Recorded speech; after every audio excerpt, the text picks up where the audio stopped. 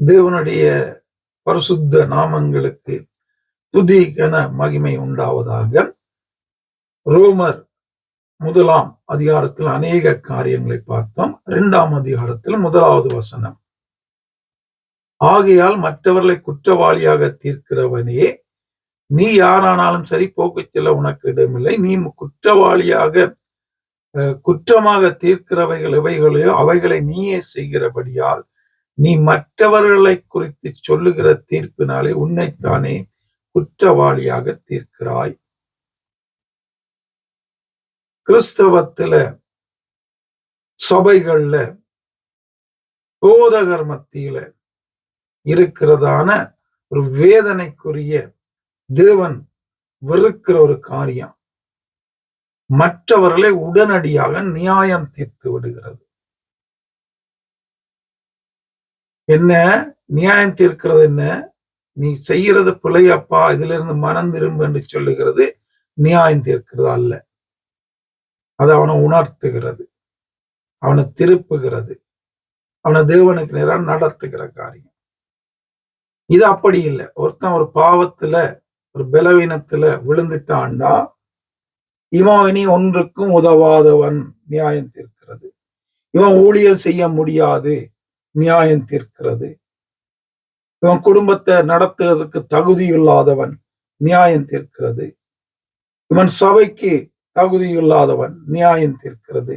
இவன் ஜெபிக்க தகுதியில்லாதவன், நியாயம் தீர்க்கிறது. இவன் தேவனுடைய வார்த்தையை சொல்லுவதற்கு தகுதியில்லாதவன், நியாயம் தீர்க்கிறது. சபைகள்ல போனா அவனுடைய தாளந்துள்ளவனாயிருந்தும் அவனுக்கு ஊழியங்கள், காரியங்கள் கொடுக்காமல் தள்ளி வைக்கிறது, நியாயம் தீர்க்கிறது. ஆண்டவர் தெளிவா ஒரு காரியத்தை சொல்றாரு, இவைகளை நீயே செய்கிற. எவன் ஒருவன் பாவம் இல்லை என்று சொல்ல முடியும்? இருதயத்துல ஆண்டவர் சொல்றாரு, மனசுல ஒரு காரியத்தை, ஒரு பெண்ணை நினைச்சாலே நீ விபச்சாரம் செய்தாயிற்று சொல்றாரு. இருதயம் சுத்தமாய் இருக்க வேண்டும் என்று எதிர்பார்க்கிற தெய்வம். அப்படி இருக்கும்போது இருதயத்துல எங்களுக்கு அழுக்கில்ல.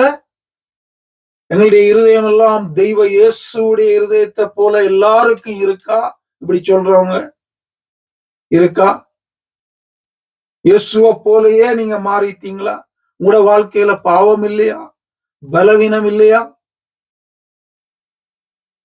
ஏன் மற்றவனை தள்ளுறீங்க, நியாயம் தீர்க்கிறீங்க?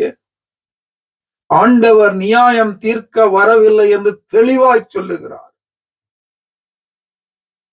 அவர் வந்தது ரட்சிப்பதற்கு, மீட்பதற்கு, நியாயம் தீர்க்க அவர் நான் வரல என்பதாக தெளிவாக சொல்லுகிறார். அப்படி இருக்கும்போது தேவனுடைய பிள்ளை என்று சொல்லுகிற நீயும் பரிசுத்தவான் கிடையாது. உன்னிடத்திலும் குறைகள் உண்டு, உன்னிடத்திலும் பாவம் உண்டு, உன்னிடத்திலும் ஏமாற்றுகிற காரியங்கள் உண்டு, தெய்வத்தை வஞ்சிக்கிற காரியங்கள் உண்டு, வசனத்தை புரட்டுகிற காரியங்கள் உண்டு, மனசிலே தேவையில்லாத எண்ணங்கள், இச்சைகள், காரியங்கள் உண்டு அநேகர் இடத்துல. அப்படி இருக்கும்போது இலகுவாக நியாயம் தீர்த்து விடுகிறோம், தள்ளி விடுகிறோம், ஒதுக்கி விடுகிறோம். ஒருத்தன் விழுந்து போனா அவனை தூக்கி விட பாருங்க, அவனை மீண்டும் தேவனுக்கு நேராக கொண்டு வர பாருங்க. அவனுக்கு என்ன பிரச்சனை இருக்கு என்று அதுல உதவி செய்து அவனை மீண்டும் தேவனுக்கு நேராக நடத்த பாருங்க. அதை விட்டு தள்ளி விட்டு அவனை இன்னும் ஏறி மிதிச்சு அவன் எழும்பாதபடிதான் கிறிஸ்தவம் இந்த நாட்கள்ல அநேகர் காரியங்களை செய்து கொண்டிருக்கிறாங்க. என் வாழ்க்கையில அனுபவிச்சிருக்கிறேன், கண்டிருக்கிறேன். இப்படியாக வாழாதீங்க. ஒரு மனிதன், தேவன் ஆண்டவர், ஒரு மனிதன் அவன் பாவத்துல பலவீனத்துல விழுந்து தேவ சமூகத்துல வந்து அவன் உண்மையாய் தேவ சமூகத்துல மனம் திரும்பி ஆண்டவர்கிட்ட மன்னிப்பு கேட்பானா இருந்தால் அந்த நிமிடமே அந்த மனிதனை மன்னித்து மீண்டுமாக எடுத்து கட்டுவதற்கு அவர் கிருபையுள்ள, இரக்கமுள்ள, அன்புள்ள தெய்வமாய் அவர் இருக்கிறார். அவர்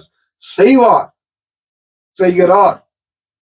அப்படி அந்த தெய்வம் இருக்கும்போது அந்த தெய்வத்தை பின்பற்றுகிற நாங்க இலகுவாக நியாயம் தீர்த்து ஒருத்தனை தள்ளி அவனுடைய வாழ்க்கையை நாசமாக்கி விடுகிறோம். நாங்க இன்னும் எழும்பாதபடி, ஊழியங்கள் செய்யாதபடி, தேவ சமூகத்துகள் வராதபடி, தேவ சபையில வராதபடி தள்ளி விடுகிறோம், ஒதுக்கி விடுகிறோம். இன்னும் அவனை பாதாளத்துக்கு நரகத்துக்கு வாழத்தக்கதாக 4 காரியங்களை நியாயம் தீர்த்து செய்து விடுகிறோம்.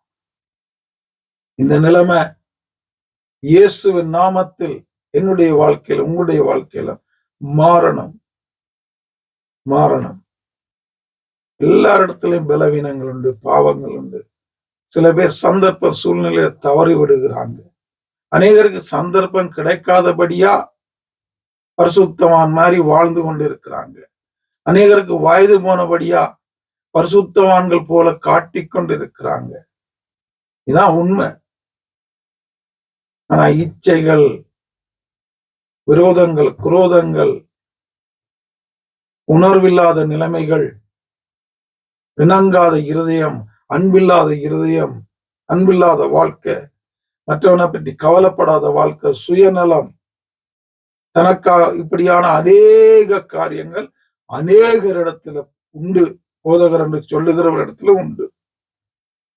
இதெல்லாம் நாங்க வச்சுட்டு என்ன ஒருத்தனை எப்படி நாங்க நியாயந்திருக்க முடியும்? நானும் நீங்களும். தேவன் அருவருக்கிறார், வெறுக்கிறார். விழுந்தா தூக்கி விடுங்க, அமர்த்தாதீங்க, தள்ளாதீங்க, அவனை மிதிக்காதீங்க, அவனை புதைக்காதீங்க. ஆண்டவர் ஆவியானவர் தெய்வத்துக்குரியதா வாழ எனக்கு உங்களுக்கு உதவி செய்வாராக. ஆமென்.